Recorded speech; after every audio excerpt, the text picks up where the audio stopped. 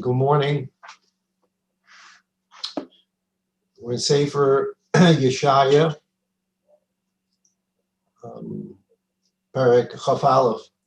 In the Art Scroll Sefer, we're on page 154. And here again, we have a perek that begins with the word masa, a burden. And as we've discussed many times, the word masa is one of the 10 words that's used to introduce a prophetic vision. Some prophetic visions are going to be good, and some prophetic visions are going to be about bad things that Lo Aleinu will happen. When a Navi is going to see destruction, these kind of things, the Nevuah is brought to him in something called a masa, a burden. So here we again begin a perek Chaf Aleph masa midbar yam. So as we've done for the last few weeks, the Art Scroll is very helpful here. It gives us a background for the entire chapter. On page 154, at the bottom, Art Scroll gives us the following introduction. A prophecy about Babylonian. This chapter is, for the most part, we'll see a little switch at the end, but right now, for the most part, this chapter is about the downfall of the Babylonian kingdom. Last perek, we learned about the downfall of the Egyptian kingdom and the kingdom of Cush. The Assyrians defeated those kingdoms, and then the Assyrians themselves eventually get thrown off the world stage. The Babylonians come onto the world stage, and the Babylonians destroy the Beis Hamikdash, send the Jewish people into exile. And now Yeshaya is prophesying, about the downfall of Babel. Yeshaya lives, as we've mentioned, 130, 140, maybe a little more years before the destruction of the second Beis Hamikdash. So he is now prophesying about the downfall of Babel. So if the destruction of the Beis Hamikdash is going to be, let's assume it's going to be 120 years or so from the beginning of the prophecy we're about to learn today. 120 years until Nebuchadnezzar destroys the Beis Hamikdash. Then, during the period of 70 years, the Babylonian exile was 70 years. During that period of time, the Persians, Medes, Paras Umadai, that we read about in Megillas Esther, the armies of Paras Umadai, two different nations, but they joined together as allies to defeat Babel. And then the Persians and the Medes, Paras Umadai, then are in control of Eretz Yisrael. And then we have the event of the Persian king Koresh HaParsi giving the Jewish people permission to start building the second Beis Hamikdash. Then he cancels that permission, and then the second Beis Hamikdash eventually is completed with the permission of Esther's son. So we know that there are 4 exiles. The first exile was the Babylonian exile. The second exile was when the Persians, Medes, Paras Umadai ruled over Eretz Yisrael. The third exile is Greek Syrians, Hanukkah. And the fourth one is the Roman exile, Edom, in which we are in. And Memher Yameinu Mamish today, Mashiach will take us out of this fourth Golus. So the background here, again, at the bottom of page 154, Yeshaya now prophesies that Babel will be conquered by King Cyrus of Persia. Cyrus is Koresh. And there are allies. There's King Cyrus of Paras and King Darius of Madai. Cyrus and Darius join together and they defeat the Babylonian Empire after the Babylonian Empire destroys the first Beis Hamikdash. And this perek of Yeshaya prophesizes probably 150, if not more, years before the Babylonians will be defeated. Yeshaya is already prophesying that while there will be a Churban Beis HaMikdash, the Babylonians will be punished after they destroy the Beis HaMikdash, and the Paras Umadai kingdoms will defeat them. Although ArtScroll makes a point here, quoting the Radak as well as Rashi, although Yeshaya had already foretold these events, we already have a prophecy earlier in the book of Yeshaya in chapter 13, Perikut Gimel, where Yeshaya talks about the downfall of Bavel, and that was about 8 chapters ago. Why are we now going back and having another prophecy about the downfall of Bavel? So Rashi tells us, and the ArtScroll explains it, prophetic visions are sometimes repeated at different times in different ways. So although it's already been said once, it's going to be said a second time. As we learn Yeshaya, we see how difficult the words are, and that's why we translate them into English courtesy of the ArtScroll.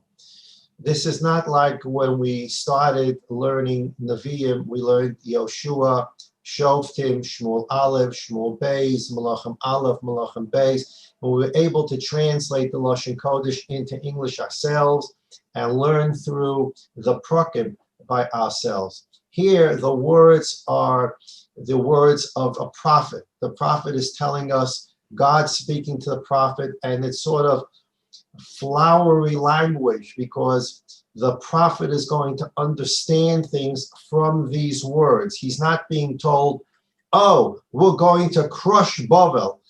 He's going to see things that will show him that Bavel will be crushed. So he's being, whether this is through a transmission of ideas or words, we don't understand Nevuah.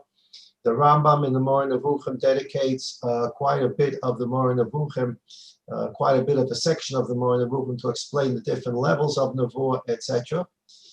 So the fact that we look at chapter 13 in Yeshaya, and then we look at chapter 21 in Yeshaya, and we say the subject matter of both chapters is the same, the downfall of Bavel. While the subject matter is the same, the prophetic words and visions are different. Why does that make a difference to me? It may not. For some people, that's all they want to know is that Isaiah said, Bavel shall fall.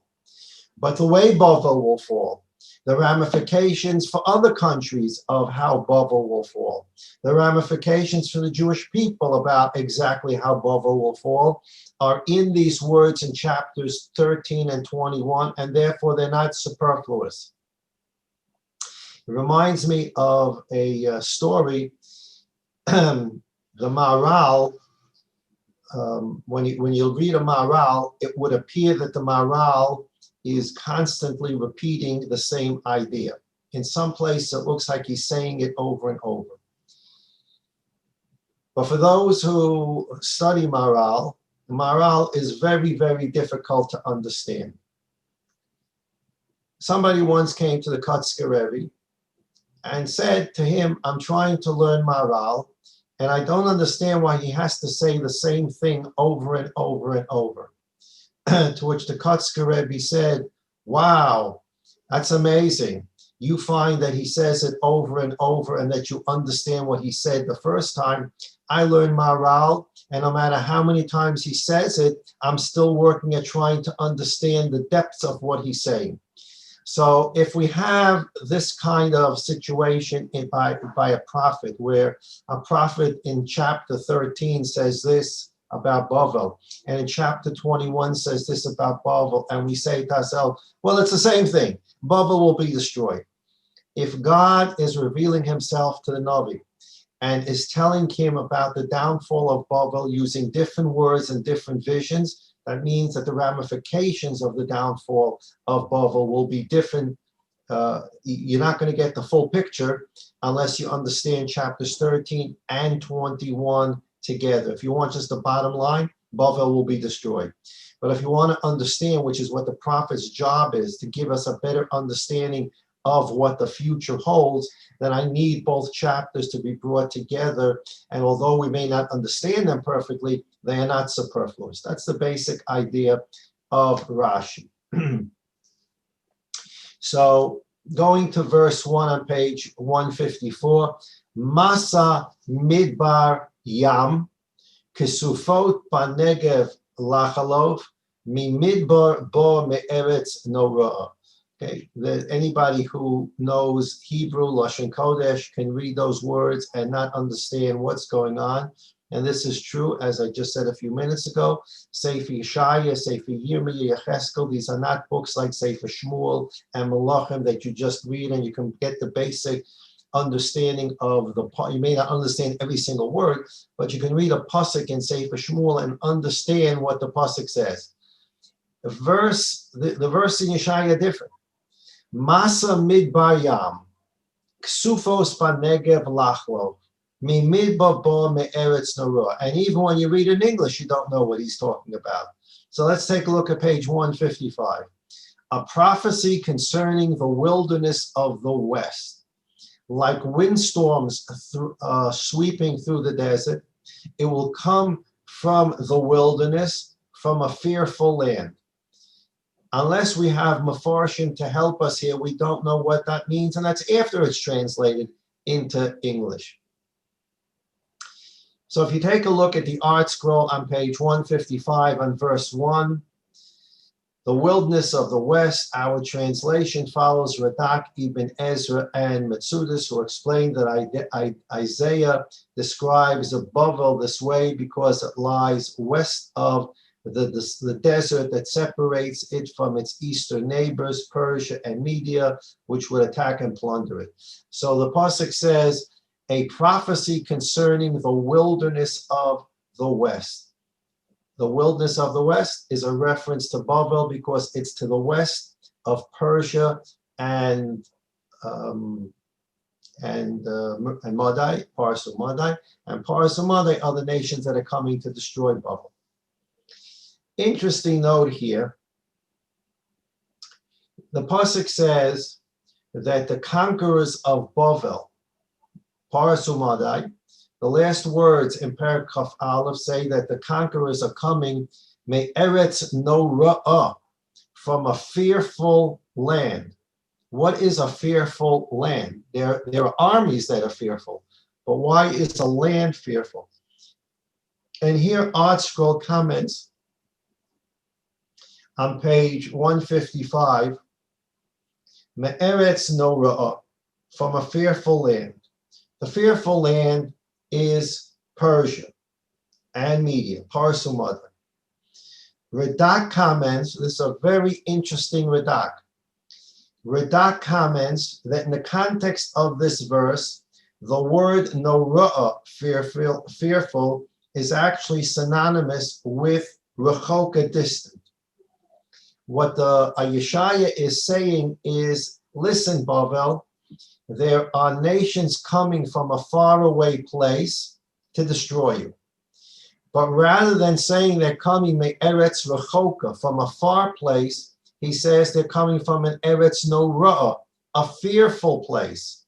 Why? Because one fears the unknown. Much of human fear is based upon the unknown. What is going to happen in the future? How am I going to do this? How will this get done? The fear of the unknown is the basic fear, basic human fear. Since the Persians and the Medes were far away, the Babylonians did not know how powerful or potentially dangerous their hostile enemy could be, so they feared them. The Babylonians were scared of the Persians and the Medes. They were scared of Paras Umadai because they were far away and they didn't know how powerful these armies were. And because they didn't know, they feared the unknown. So Yeshaya gives us this idea by saying, listen, Bavel, a fearful nation is coming your way. which really means a nation from far away is coming your way. But because it's far away and they're not known to you and their strength is not known to you, you fear the unknown. Okay, that's just interesting pshat in Eretz Norah.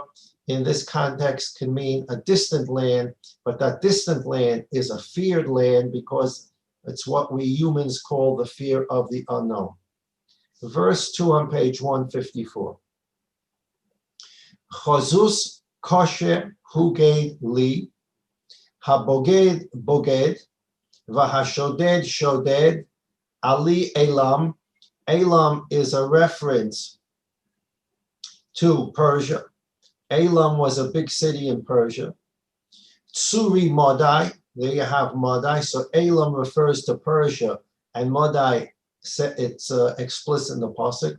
Kol anchasi hishbati. A vision has been told to me. The betrayer will be betrayed. In other words, Bavel, who so betrayed many of its own allies, it will be betrayed. And the pillager will be pillaged. Bavel, that pillaged so many other nations, will now be the victim of pillage. Go up, O Elam, besiege, O Media. I have brought an end to every side.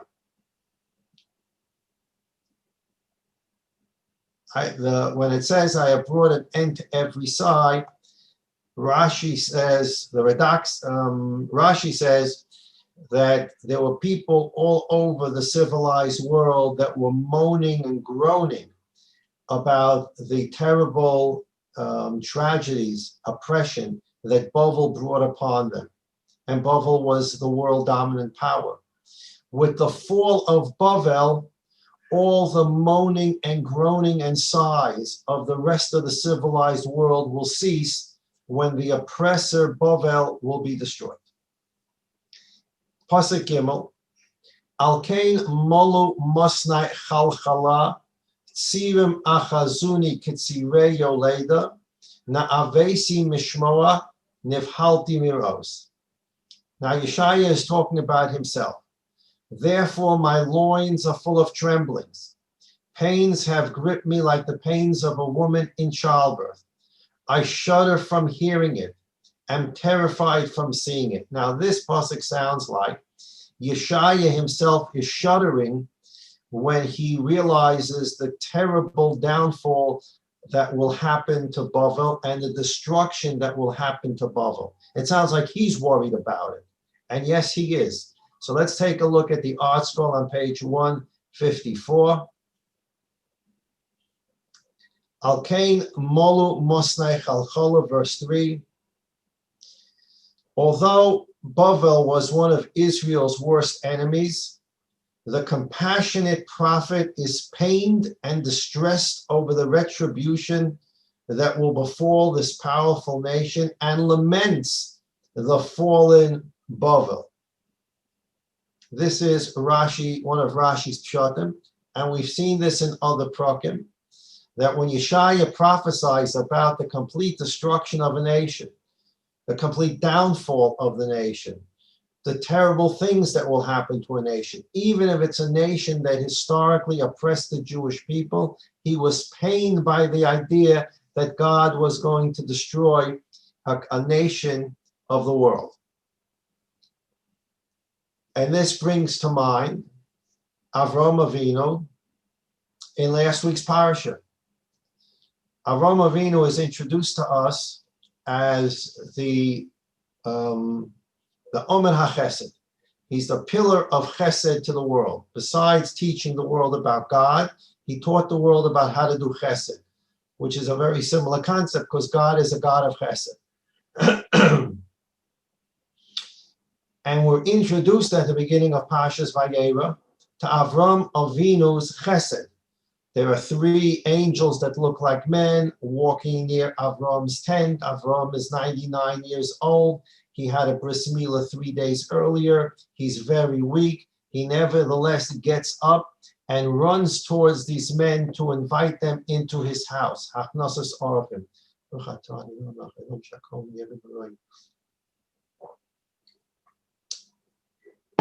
And so Avram is the granddaddy, the Amud HaChesed for the whole world. He lives Chesed.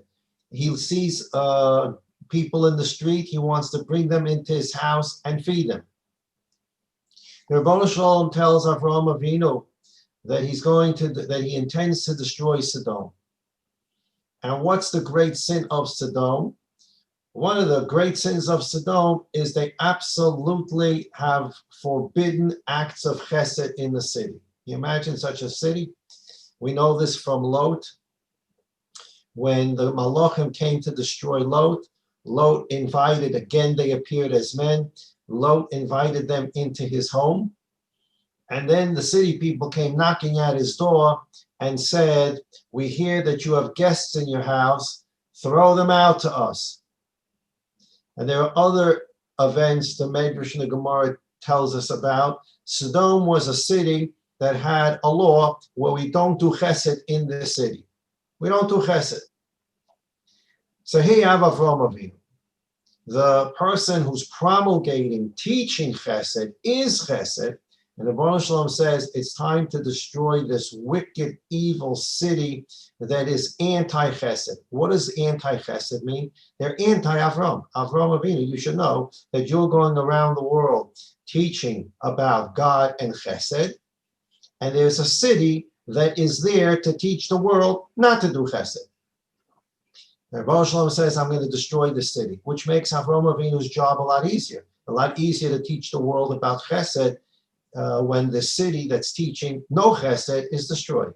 So we're going to destroy the city, Avram Avinu. What does Avram Avinu do? Rebbeinu Shalom, please don't destroy the city. Maybe there are 50 tzaddikim, maybe there are 45 tzaddikim, maybe there are 40 tzaddikim, maybe there are 30 tzaddikim, maybe there are 20 tzaddikim, maybe there are 10 tzaddikim. Don't destroy the city, and if you have to destroy the Rishonim, don't destroy the tzaddikim. Avram Avinu goes into a whole tefillah to try to save the city of Saddam. Why is he trying to save the city of Saddam? Because these great men are pained by the idea of human destruction. The idea of human destruction means that there's no longer any hope for a particular person or particular people. That's it, finished, destroyed, there's no hope. But as long as they're alive, Shlomo Melech tells us in Koheles, so long as a person is alive, there's hope for him. Once he's dead, there is no hope for him. So these great men were pained by the idea of destruction of a nation, which means that there's no way to rectify this nation. There's no hope left for these people. And that is very painful for great people, especially for Nevi'im. So Yeshaya says in verse 3, therefore my loins, after he realizes the tremendous destruction that will befall the entire Babylonian Empire, he says, therefore my loins are full of trembling. Pains have gripped me like the pains of a woman in childbirth. This is not the drama. Yeshaya is describing his feelings. Pains have gripped me like the pains of a woman in childbirth. I shudder from hearing it. I'm terrified from seeing it. And he's talking about the fall of Bavel, according to one shot in Rashi. Not yet finished with his description of how he feels. Verse 4, Ta'a levavi, Palotsos, turning to page 156, Bi asosni, Eis nefesh chishki samli lacharada. My heart has become disoriented. Panic has terrorized me. He has turned my festive evening into a horror. One shot is that this is Yeshaya talking about himself and continuing to describe his own sense of fear and trembling. The other shot is that it's talking about the prophecy is now describing Belshazzar. Belshazzar was Nebuchadnezzar's grandson and the last king of Bavel. It is the Persians, Parasumade, that defeat Babylonians when Belshazzar is king. We've all heard the saying, can you read the writing on the wall? That saying, the writing on the wall, comes from an evening in Belshazzar's life. Belshazzar was having a big party. And suddenly, in the middle of the party, miraculously, a hand came out and wrote on the wall, Mene Mene Tekel Uparsid. Mene Mene Tekel Uparsid. Nobody knew what those words mean. And Belshazzar was scared because by miracle, there's these words on the wall. None of his wise men were able to explain what these words mean. The writing on the wall. He called for Daniel, who was a well-known Chacham, wise man, all back from the days of his grandfather, Nebuchadnezzar. Nebuchadnezzar knew Daniel.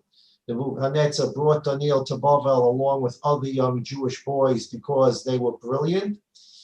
And Belshazzar, Nebuchadnezzar's grandson, calls Daniel and says, can you explain to me what's on this wall? Nobody else knows how to explain it. So basically, Daniel explains to him, let me tell you something, what this handwriting says without getting into the details, meaning without me getting into the details. Now, basically, that says that God has weighed your deeds and you're going to be destroyed. That night, Belshazzar was killed during the invasion of the Persian and Mede armies. So this pasuk is now, according to this pshat, Yeshaya is now prophesizing about what will happen to Belshazzar. My heart has become disoriented. Panic has terrorized me.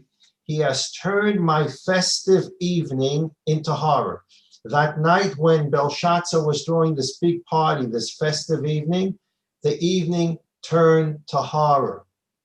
Aroch HaShulchan, verse Hey, page 156. Aroch HaShulchan, Tzafo HaTzafis, Achol Shaso, Kumu HaSarim Mishhu Magei.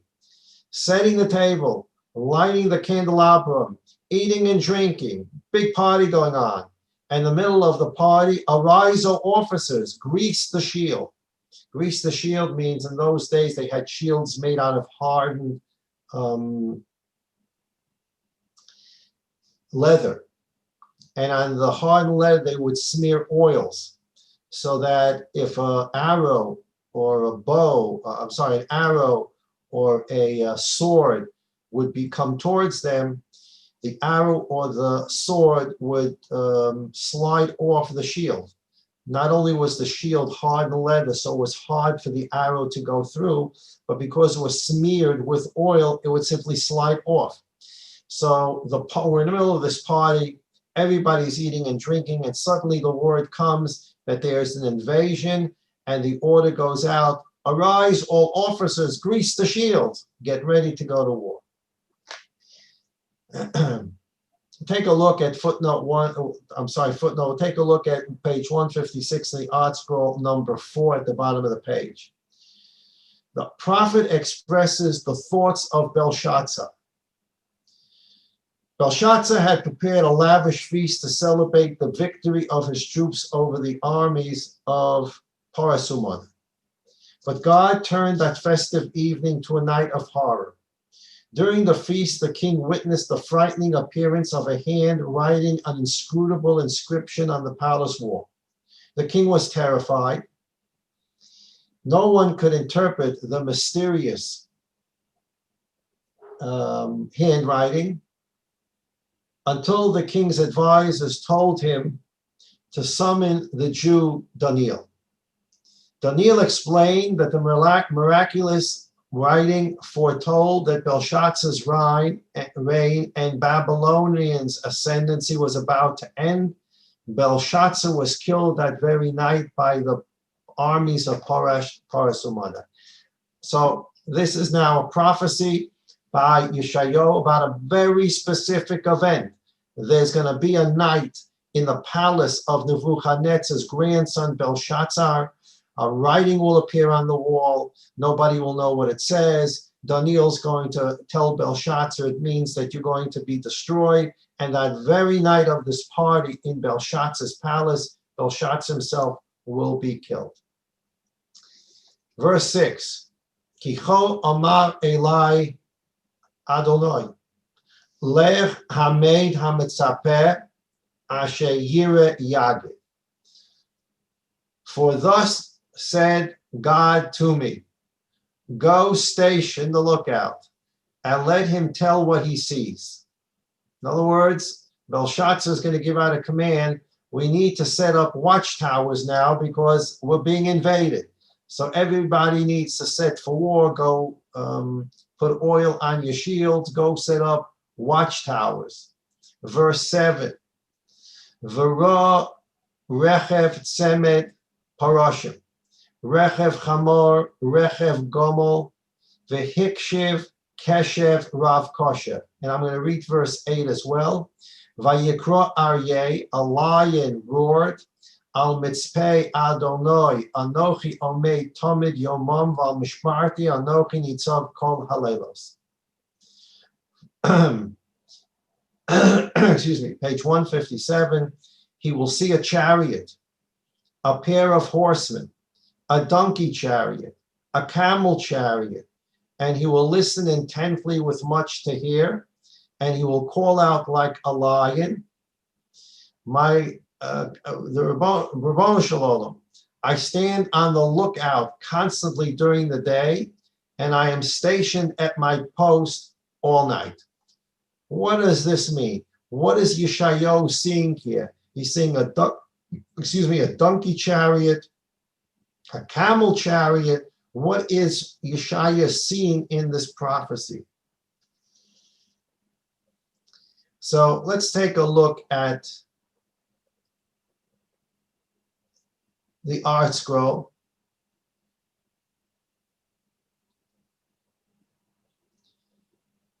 Page 157, verse 6. And I'm reading from the second paragraph.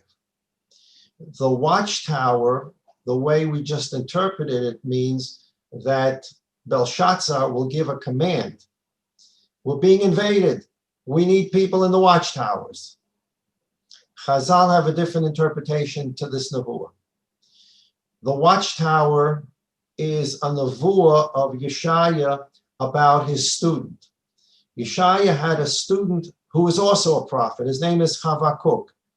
In the Trei Asar, there's one book of the books of Nevi'im called Trei Asar, the books of the 12.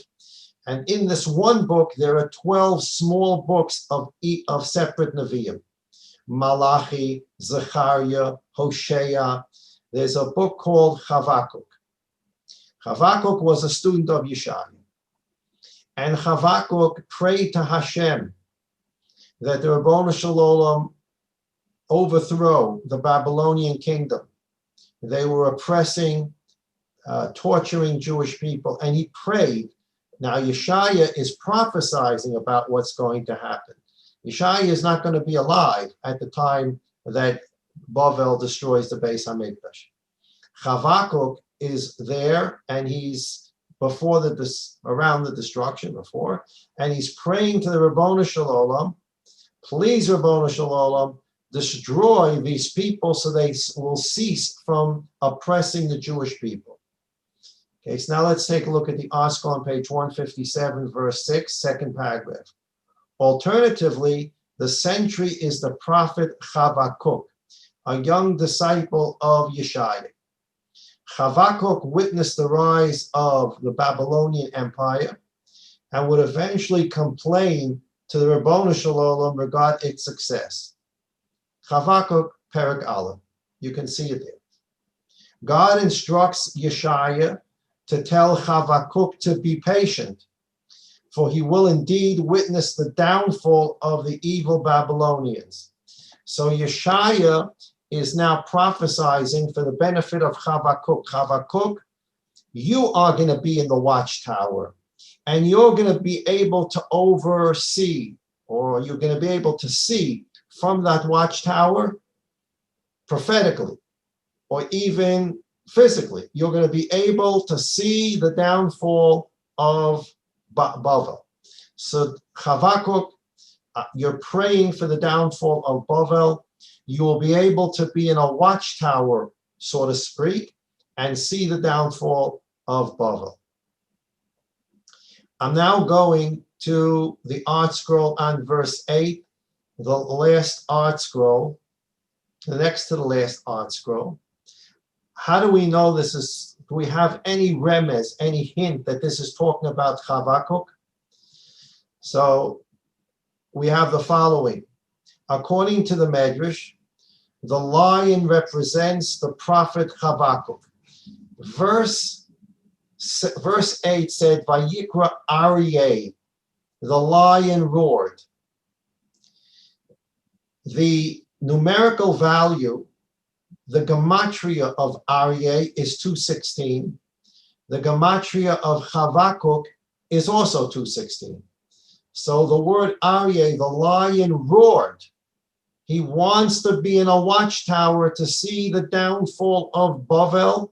That lion is Chavakuk because the word Aryeh equals 216 and the Chavakuk equals 216. So we get a hint in the pasuk that it is Chavakuk.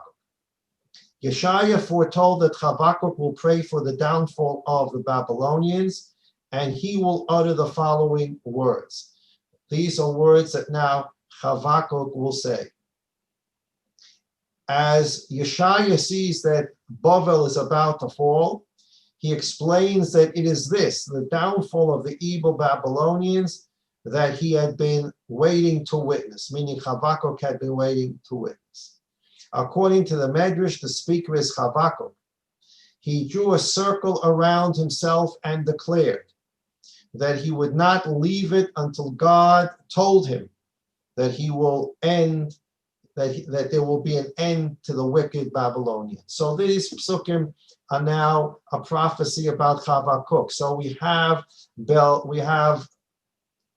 Yeshaya prophesying about the downfall of Bavel. He has a prophecy so detailed that Belshazzar is going to be in his palace, the grandson of Nebuchadnezzar, and there'll be an inscription on the wall that he can't read, and Daniel's going to come and read it. And he's going to tell him that the Babylonian Empire is going to fall. That night, Belshazzar gets killed, and Yeshaya is prophesying about this 130 or 140 years before it happens. Then Yeshaya continues to prophesy and says, Chavakuk, I know that you're praying to the Ribbono Shalom, and that you will pray to the Ribbono Shalom to destroy the Babylonians so they cease from torturing and oppressing the Jewish people. And you're going to be in sort of a watchtower. You're going to be able to watch your prayer come true, that the Babylonians will in fact be destroyed and they will cease from oppressing the Jewish people. So we have Yeshaya prophesying about Belshazzar and prophesying about his student Chavakuk and his prayers being fulfilled about the fall of Bavel.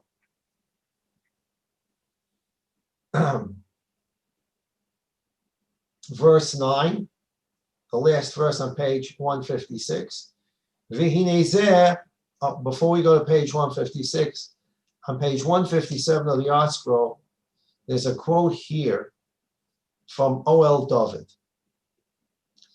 O.L. David suggests that this verse, the verse that talks about there's going to be a pair of horsemen, a donkey chariot, a camel chariot, and what are all these chariots about?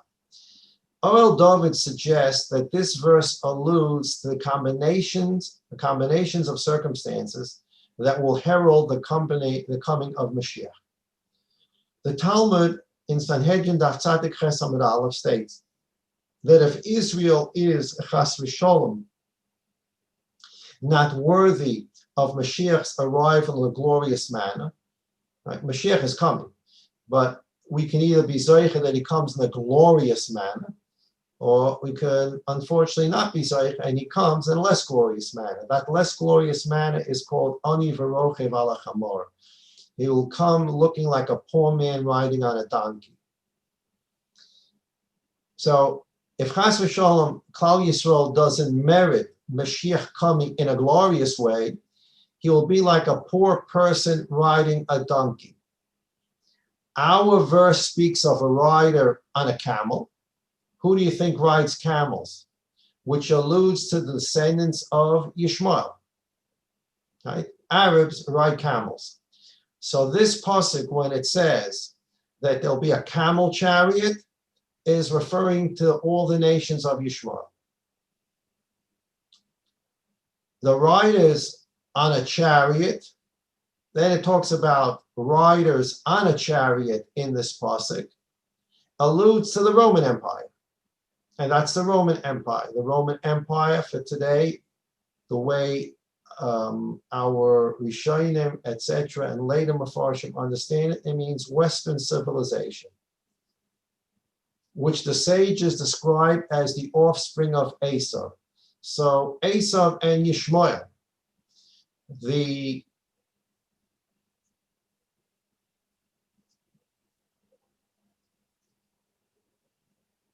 camel chariot is the nation of Yishmael. Riders of a chariot are the nation of Edom.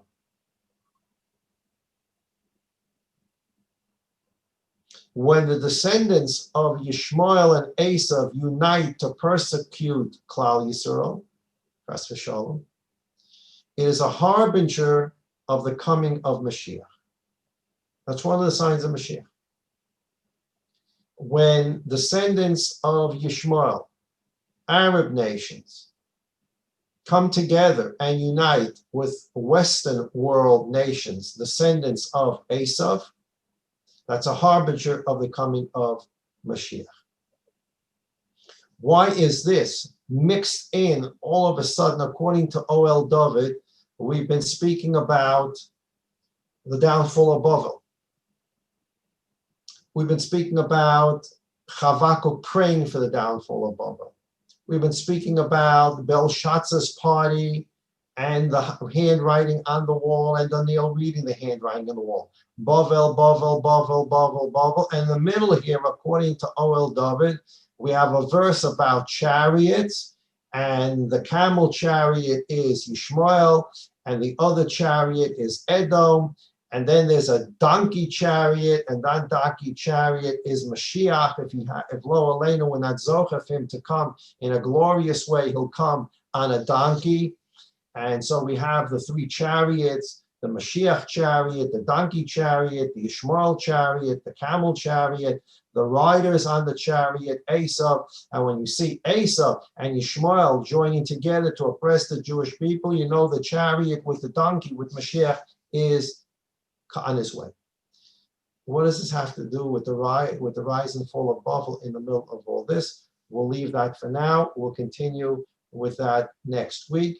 That's page 157 in the Art Scroll, a very interesting O.L. David about this prophecy of Yeshaya. In the middle of Babel is a prophecy about Mashiach coming and this not so glorious way for him to come. You should be zeicher to Mashiach Tzidkeinu V'Meher Mamish today in the most glorious way popular, in the most glorious way possible.